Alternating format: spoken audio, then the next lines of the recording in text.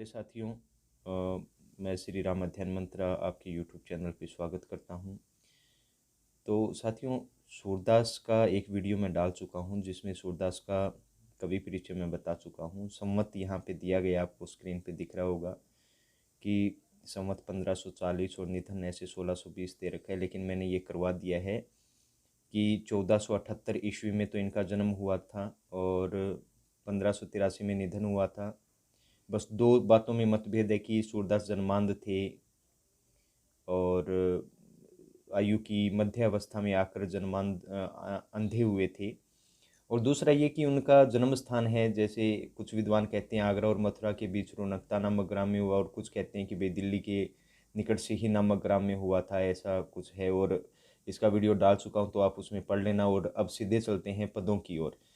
कक्षा 10 में सूरदास के 4 पदों का वर्णन आया है, जिसका हिंदी अनुवाद कैसे इसको करना है, क्या करना है, तो आप पुस्तक साथ में लेकर बैठ जाइएगा। साथ साथ में आपको अर्थ बता रहा हूँ और इसका हिंदी अनुवाद में बता रहा हूँ। तो चलते हैं पहले पद की ओर। ये है प्रथम पद। और प्रथम पद क्या कहता है साथियों?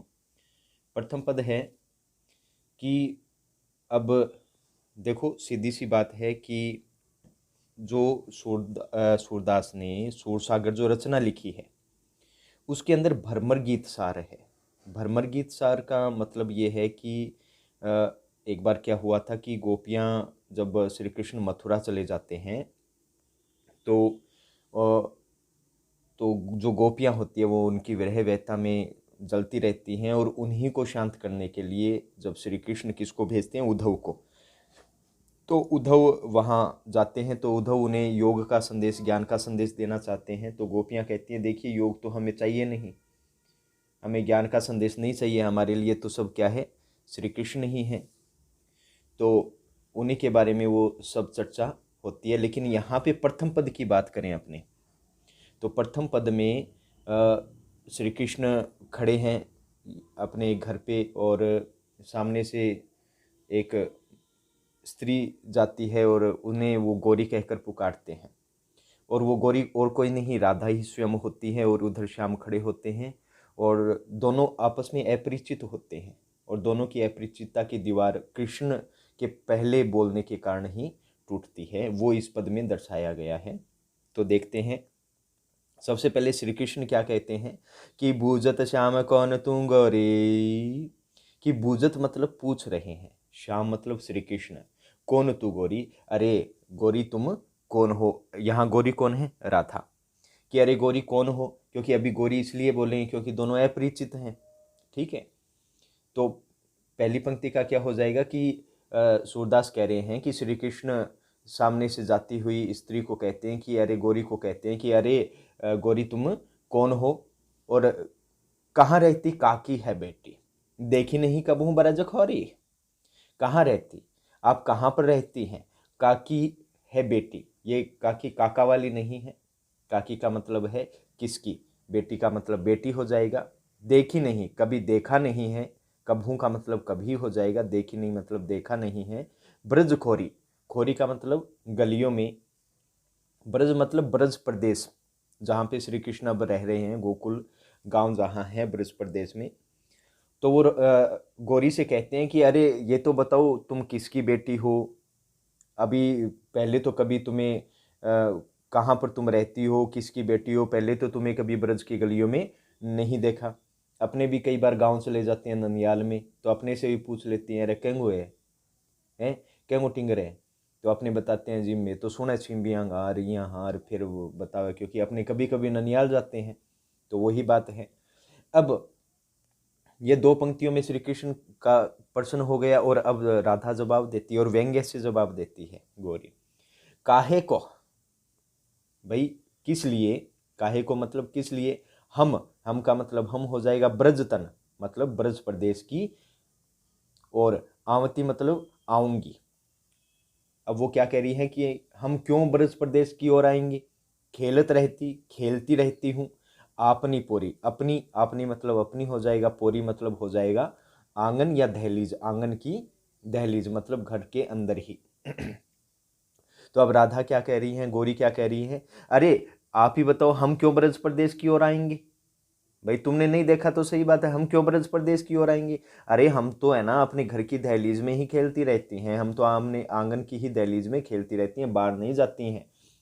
हाँ, फिर आगे गौरी क्या कहती है, सुनत रहती, मैं सुनती रहती हूँ, सुनत रहती मतलब मैं सुनती रहती हूँ। श्रवणनी, श्रवणनी का मतलब होता है सुनना, कानों से, जहाँ से सुना जाता है मतलब कानों से, कि मैं अपने कानों से सुनती रहती हूँ। नंद टोड़ा, देखो नंद कौन है, श्री कृष्ण के पिता। टोड़ा का मतलब क्या होता है, बालक, ठीक है।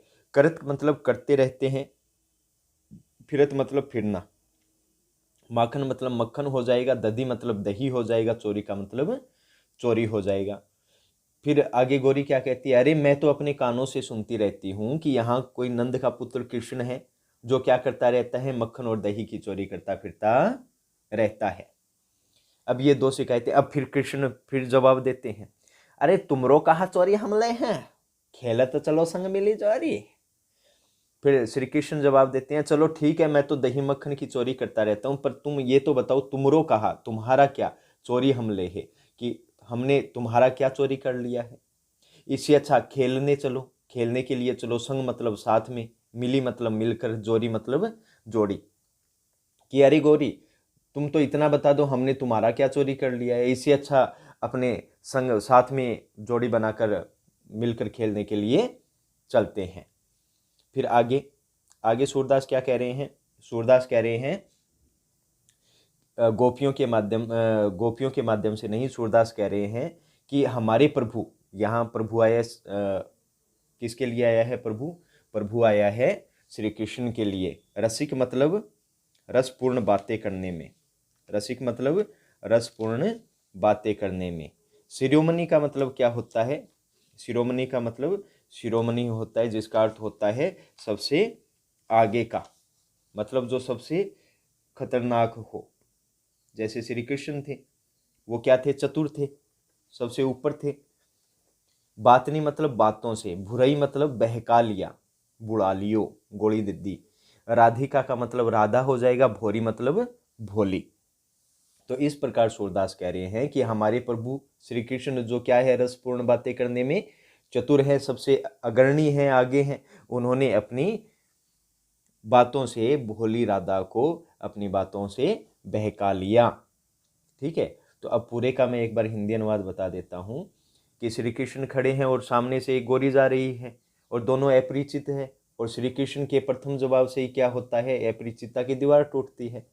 अब श्री कृष्ण क्या कह रहे हैं, अब वो कह रहे हैं कि अरे गोरी तुम कौन हो, कहाँ पर रहती हो और किसकी बेटी हो, पहले तो तुम्हें ब्रज प्रदेश की इन गलियों में नहीं देखा, ऐसे तो मैं खेलता रहता हूँ इधर उधर, लेकिन आपको कभी नहीं देखा। फिर गौरी जवाब देती है, अरे हम ब्रज प्रदेश की ओर क्यों आएंगी, हम तो पहली बार आई हैं, क्योंकि हम तो अपनी जो घर की दहलीज है वहीं उसके अंदर ही खेलती रहती है। हाँ, इतना मैंने अपने कानों से सुना है कि यहाँ कोई नंद का पुत्र श्री कृष्ण है, वो क्या करते रहते हैं, मक्खन और दही की चोरी करते फिरते रहते हैं। फिर श्री कृष्ण जवाब देते हैं, अरे ठीक है, मैं तो ये कार्य करता रहता हूँ, मुझे तो बहुत अच्छे लगते हैं मक्खन और दही, इसलिए मुझे खाने में अच्छा लगता है, लेकिन आप बताओ तुम्हारा मैंने क्या चोरी कर लिया है। इससे अच्छा अपने दोनों मिलकर क्या चलते हैं, क्या करने चलते हैं, जोड़ी बनाकर खेलने के लिए चलते हैं। इस प्रकार सूरदास कह रहे हैं कि हमारे श्री कृष्ण जो कि रसपूर्ण बातें करने में क्या है, चतुर हैं, अग्रणी हैं, उन्होंने अपनी बातों से भोली राधा को बहका लिया। ये पूरे पहले पद का हो जाएगा। अब देखो इसको विद्यार्थियों करना कैसे है। सबसे पहले आता है संकेत। देखो संकेत क्यों लिखा जाता है कि आपके एग्जाम में विकल्प में आएगा, भाई एक किसी और अध्याय का पद आ जाएगा, एक किसी अध्याय का 4-5 और पंक्तियां आ जाएंगी, तो एग्जामिनर को तो पता चलना चाहिए ना कि भाई आपने ऊपर वाला किया है विकल्प के या नीचे वाला किया है, ठीक है। तो संकेत इसीलिए होता है। तो आप सबसे पहले जो भी उत्तर, जैसे एक नंबर लगा के ब्लैक पेन से संकेत लिखा, फिर जो जैसे ये पद है ये सूरदास वाला, इसमें बुजत श्याम पहले लिख दिया, फिर डैश डैश करके और फिर राधिका भोरी, तो एग्जामिनर को पता चल जाएगा कि भाई इन्होंने विकल्प के नीचे वाला किया है। ये पहली चीज। फिर आपको प्रसंग लिखना होता है, ठीक है। फिर क्या लिखना होता है, प्रसंग। प्रसंग का अर्थ होता है संबंध, मतलब जिस संबंध में अपनी बात कर रहे हैं। तो आप क्या लिखेंगे, आप लिखेंगे कि उपरोक्त या उपयुक्त जो पद है हमारे पाठ्य पुस्तक क्षितिज, हिंदी की पाठ्य पुस्तक क्षितिज के अध्याय सूरदास के पदों से अवतरित है या उदित है। लिया गया ये पुरानी रीति हो गई, तो आपको क्या करना है, अवतरित है या उदित है। अब इसमें आप क्या बताएंगे, अब आगे एक पंक्ति में आप ये लिख देना कि भाई श्री कृष्ण और जो राधा हैं वो दोनों अपरिचित हैं, लेकिन श्री कृष्ण के प्रथम बोलने से ही अपरिचितता की दीवार टूटती है। ठीक है। फिर आपका भाग आ जाएगा व्याख्या का, बढ़िया वाली व्याख्या कर देना देसी घी वाली। और फिर आ जाएगा विशेष। विशेष में क्या करना है कि भाई सूरदास के जितने भी पद हैं उसमें से कोई भी आ जाए तो रटना नहीं है, सीधे सीधे कर देना है ब्रज भाषा, क्योंकि ये कवि को किस भाषा के रहे थे, ब्रज भाषा के। ठीक है। अब पहला विशेष तो ये हो गया। अब दूसरा विशेष इसमें क्या हो जाएगा, इसमें आप कह सकते हो कि जो शैली है वो शैली संवाद परक है, क्योंकि दोनों में संवाद चल रहा है आपस में। तो आप कर सकते हो कि शैली क्या है, संवाद परक है। फिर तीसरी विशेषता आप ये लिख सकते हो, जैसे इसमें मैंने अलंकार वैसे आपको बता दिया है। अब इसमें अलंकार जैसे ये है, जैसे आया है ना कि भाई गोरी, खोरी, पोरी, चोरी, जोरी और कौन सा, भोरी, ये जो आया है इसमें क्या है, अंत्यानुप्रास। कौन सा, एक मिनट साथियों। अब इसमें जैसे मैंने आपको बता दिया खोरी, पोरी, जोरी, जोरी, इसमें कौन सा है, आया है अंत्यानुप्रास। अंत्यानुप्रास अलंकार आया है, और ये समझा भी चुका हूं मैं आपको कि अंत्यानुप्रास कैसे है। अंत्य का मतलब अंत में, अनु का मतलब बार बार, प्रास का मतलब वर्ण, कि जब शब्द के अंत में, वाक्य के अंत में या पंक्ति के अंत में क्या हो, वर्णों की बार बार आवृत्ति हो, वहाँ पे कौन सा अलंकार होता है, अंत्यानुप्रास। जैसे देख लेते हैं इसमें कैसे हुआ। ठीक है। तो अब जैसे इसमें ये गोरी है, अब इसमें अपने को अंतिम दो स्वर देखनी है। अंतिम दो, एक तो ये गो के अंदर ओ स्वर आया है और री के अंदर बड़ी ई आई है, तो गो और ई आ गई, और बीच का व्यंजन क्या हो गया, रे। तो ये क्या बना, ओ रे, बीच का व्यंजन बच गया और ई ये स्वर आ गया। ठीक है। इसी प्रकार खोरी में भी देखिए ओ रे और ई आ गया। इसी प्रकार पोरी में, इसी प्रकार चोरी में, और सभी में क्या आ रहा है, ओ रही, ओ रही, ओ रही आ रहा है। तो कौन सा अलंकार हो गया, अंत्यानुप्रास अलंकार हो गया। ये अनुप्रास अलंकार का ये एक भेद है। तो इस प्रकार ये पहला पद आपका हो गया, ये विशेष आपको बता दिया। अब चलते हैं दूसरे पद की ओर। अब दूसरा पद क्या कहता है, दूसरा पद ये है, अब उद्धव जो श्री कृष्ण ने भेजा था, जब वो योग की शिक्षा देने लगता है तो वो गोपियां उद्धव से कहती हैं, और उद्धव को वो क्या मानती है, भंवरे का प्रतीक। क्योंकि उद्धव कैसा है, सांवले रंग का, और भंवरा भी कैसा होता है, सांवले रंग का। तो वो प्रत्यक्ष तो नहीं कह सकती क्योंकि श्री कृष्ण के मित्र हैं, तो वो सीधे सीधे क्या कह रही हैं, अब उद्धव से कह रही हैं। उद्धव जब समझाने लगता है तो वो ये कहती हैं कि जो श्री कृष्ण है वो तो हमारे क्या है, हृदय के चोर हैं। तो यहीं से शुरू करते हैं दूसरा पद। और दूसरा पद क्या है, मधुकर श्याम हमारे चोर। अरे मधुकर, यहाँ मधुकर आया है उद्धव के लिए। अरे उद्धव, श्याम मतलब श्री कृष्ण, हमारे चोर, हमारे हृदय के क्या हैं, चोर हैं। ये प्रथम पंक्ति हो गई, मैं साथ ही दोनों पंक्तियों का बता दूंगा। फिर आगे है मन हरि लियो। मन का मतलब हृदय, हरि मतलब हरण, लियो मतलब लिया, हमारे हृदय का हरण कर लिया। कैसे, तनक मतलब थोड़ी सी, चितवनी मतलब दृष्टि में, चपल नैन चतुर नेत्रों की का मतलब की हो जाएगा, कोर मतलब कोने से। तो ये तो हो गई इसके शब्दार्थ। अब दोनों का क्या हो जाएगा, अब उद्धव से गोपियां कह रही है कि अरे उद्धव, आप हमें श्री कृष्ण को भूलने की बात मत कहिए। सीधी सीधी सी बात है कि जो श्री कृष्ण है वो हमारे हृदय के क्या है, चोर हैं। उन्होंने तो क्या किया, अपने चतुर नेत्रों के कोनों से थोड़ी सी ही दृष्टि हमारे ऊपर डाली और हमारे हृदय का उन्होंने क्या कर लिया, हरण कर लिया। अब कह सकते हैं जब हम पानी लाने जा रही थी तो श्री कृष्ण जा रहे थे और उनका रूप भी ऐसा है, और उन्होंने जाते जाते हमें थोड़ी अपने नेत्रों के कोनों से थोड़ी ही दृष्टि से देखा और हमारे मन को क्या कर लिया था, उन्होंने हरण कर लिया। फिर नेक्स्ट चलते हैं, पकड़े हुते, पकड़े हुए हैं। हृदय का मतलब हृदय हो जाएगा, उर अंतर, अंदर, हृदय के अंदर, क्या हो जाएगा, हृदय के अंदर। प्रेम का मतलब प्रेम हो जाएगा, प्रीति का मतलब स्नेह हो जाएगा, के का मतलब के, जोर मतलब दृढ़ता से, जोर से, ठीक है। अब तीसरी पंक्ति का क्या हो जाएगा, अरे उद्धव, हम तो श्री कृष्ण को अपने प्रेम और स्नेह के बंधन से ही क्या कर रहे हैं, अपने हृदय के अंदर पकड़े हुए हैं, अपने हृदय के अंदर बसाए हुए हैं। ये तो हमारे प्रेम और स्नेह का ही कारण है कि श्री कृष्ण हमारे हृदय में बसे हुए हैं और श्री कृष्ण हमसे प्रेम इतना करते हैं। अब हुआ क्या, अब आगे गोपियां कह रही हैं कि जब श्री कृष्ण कहाँ चले गए थे, मथुरा चले गए थे, तो उन्होंने क्या किया, तो वो कह रहे हैं गए, मतलब जब श्री कृष्ण मथुरा चले गए थे तो उन्होंने छाड़ाई मतलब छोड़ दिए थे, तोड़ी मतलब तोड़ दिए थे, सब बंधन का मतलब जो हमसे प्रेम और जो स्नेह के जो बंधन थे वो क्या कर दिए थे, सब तोड़ दिए थे और छोड़ दिए थे। दे गए, देकर गए थे, हंसनी मतलब हंसी, अंकोर का मतलब होता है रिश्वत, और इसमें कौन सा अलंकार आ जाएगा, इसके अंदर आ जाएगा रूपक अलंकार आ जाएगा। कैसे, देखो हंसनी अकोर, और रूपक अलंकार कैसे आया इसमें, रूपक का अर्थ होता है रूप दे देना, एक वस्तु को दूसरी वस्तु का रूप दे देना। जैसे मैं यहाँ लिख रहा हूँ चरण कमल, मैंने क्या लिखा, चरण कमल। अब यहाँ पे चरण का अर्थ होता है पैर और कमल का मतलब होता है फूल।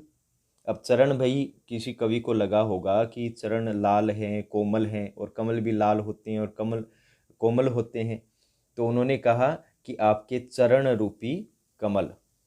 तो चरण एक वस्तु हो गई और कमल दूसरी वस्तु हो गई, और एक वस्तु को किसका रूप दे दिया, दूसरी वस्तु का रूप दे दिया, तो कौन सा हो गया, रूपक, ठीक है। और आपके जो समास है कक्षा 10 में, तो उसमें क्रमधारय समास में भी आपने देखा होगा कि एक वस्तु को दूसरी वस्तु का रूप दे देते हैं, ठीक है। तो चरण रूपी कमल, तो इसी प्रकार हंसी है, उसको किसका रूप दे दिया है, रिश्वत का रूप दे दिया है। अब देखते हैं आगे। तो अब साथियों देखो, अब आगे गोपियां क्या कह रही हैं कि जब श्री कृष्ण हमको छड़ाई मतलब छोड़कर गए थे तो उन्होंने हमसे सारे बंधन तोड़ लिए थे और बदले में क्या देकर चले गए थे, हंसी रूपी रिश्वत देकर चले गए थे, ठीक है। फिर नेक्स्ट चलते हैं, चौकी परी जागत निशि बीती, दूत मिलो एक भोर। चौकी पड़ी मतलब हम चौंक पड़ी थी, जागत निशि बीती, जब रात्रि बीत गई थी और हम जाग गई थी तो हम क्या हो गई थी, चौंक पड़ी थी। निशि का मतलब होता है रात, बीती मतलब बीत जाने पर, जागत मतलब जगना। दूत मिलो, अब दूत कौन था यहाँ, उद्धव, क्योंकि श्री कृष्ण ने दूत के रूप में उद्धव को भेजा था। मिलो मतलब मिला एक भंवरे के रूप में। फिर वो क्या कहते हैं कि जिस प्रकार व्यक्ति रात को जाग पड़ता है अचानक रात बीत जाने पर, उसी प्रकार क्या हुआ कि जब हम सो रही थी और जब रात बीत गई थी तो सामने क्या था, एक दूत खड़ा था, आप खड़े थे एक भंवरे के रूप में, तो क्या हुई, हम अचानक ही जाग पड़ी, चौंक गई थी, ठीक है। फिर आगे क्या कह रही हैं सूरदास की, सूरदास प्रभु, सर्बस का मतलब क्या होता है, सब कुछ, लूटो मतलब लूट लिया। नागर का मतलब होता है, नागर का मतलब होता है चतुर हो जाएगा, या आप कह सकते हो चालाक। नवल किशोर आया है श्री कृष्ण के लिए, ठीक है। तो आगे सूरदास क्या कह रहे हैं कि इस प्रकार श्री कृष्ण जो क्या हैं, बड़े ही चतुर हैं, उन्होंने हमारा सब कुछ लूट लिया है। ये क्या कह रही हैं गोपियाँ उद्धव से कह रही हैं। इस प्रकार आपका दूसरा भी क्या हुआ, ये दूसरा पद भी आपका पूर्ण होता है। पूरे का हिंदी अनुवाद बता देता हूँ। गोपियाँ उद्धव से क्या कह रही हैं कि अरे उद्धव, जो आपके श्री कृष्ण हैं वो हमारे हृदय के क्या हैं, चोर हैं। जब हम एक बार खड़ी थी तो हमारे सामने से वो गुजरे और उन्होंने हमें क्या देखा, हमारे अपने नेत्रों के कोनों से थोड़ी सी दृष्टि हम पे डाली और हमारा मन अपना जो हृदय है हमारा वो हरण कर लिया। अभी भी इस हृदय को हम अपने स्नेह और प्रेम के बंधन के जोड़ से ही क्या किए हुए हैं, अपने हृदय में पकड़े हुए हैं। जब श्री कृष्ण मथुरा गए थे तो जब हमको वो छोड़कर चले गए थे तो वो हमसे सारे बंधन उन्होंने तोड़ लिए थे, जो प्रेम और प्रीति के थे, मतलब प्रेम और स्नेह के थे, और बदले में हमें हंसी रूपी रिश्वत देकर चले गए थे। कि जिस प्रकार व्यक्ति रात बीत जाने पर चौंक के जाग पड़ता है, उसी प्रकार क्या हुआ कि जब हम रात बीत गई थी और जब आप सामने थे तो हम भी चौंक कर पड़ी थी कि ये कौन आ गए थे, क्योंकि देखो उद्धव भी श्री कृष्ण जैसे ही दिखते थे और हमें लगा जैसे श्री कृष्ण है और हम इस प्रकार चौंक कर पड़ी, लेकिन था कौन, आप ही थे उद्धव, आप ही थे। फिर इस प्रकार सूरदास क्या कह रहे हैं कि इस प्रकार श्री कृष्ण जो क्या है बड़े ही चतुर हैं, उन्होंने हमें सब प्रकार से लूट लिया है। ये तो हो गया इसका भाव पक्ष। अब शिल्प पक्ष की बात करें, विशेष की बात करें, तो पहली बात तो ये हो जाएगी कि इसमें आप व्यंग्यात्मक शैली का प्रयोग देख लेना, व्यंग्यात्मक आपको करना है, और वियोग श्रृंगार रस कर लेना। रस की बात करें तो कौन सा हो जाएगा, वियोग श्रृंगार रस हो जाएगा। फिर वही अंत्यानुप्रास अलंकार, चोर, कोर, जोर, अंकोर, भोर और किशोर, इसके अंदर कौन सा हो जाएगा, अंत्यानुप्रास अलंकार हो जाएगा। इसके अलावा देखो रूपक अलंकार मैंने बता दिया, हंसनी अंकोर में कौन सा है, रूपक अलंकार, क्योंकि हंसी को किसका रूप दे दिया है, रिश्वत का। और फिर देखिए यहाँ पे जो प्रेम और प्रीति है, क्या है, प्रेम और प्रीति है। यहाँ पे देखिए पे और पे वर्ण की आवृत्ति से कौन सा अलंकार हो गया, अनुप्रास अलंकार हो गया। ठीक है, तो ये चीज हो जाएगा। और मैंने क्या बताया था, वियोग, वियोग श्रृंगार रस, श्रृंगार रस, ये हो जाएगा। ठीक है, ये आप कर लेना, ये इसका विशेष हो गया। तो ठीक है साथियों, आज के लिए इतना ही एक वीडियो, और इसका दूसरा भाग है वो भी आपको प्राप्त हो जाएगा। अब इसी के साथ मैं आपसे विदा चाहता हूँ। जय हिंद, जय भारत साथियों। ठीक है।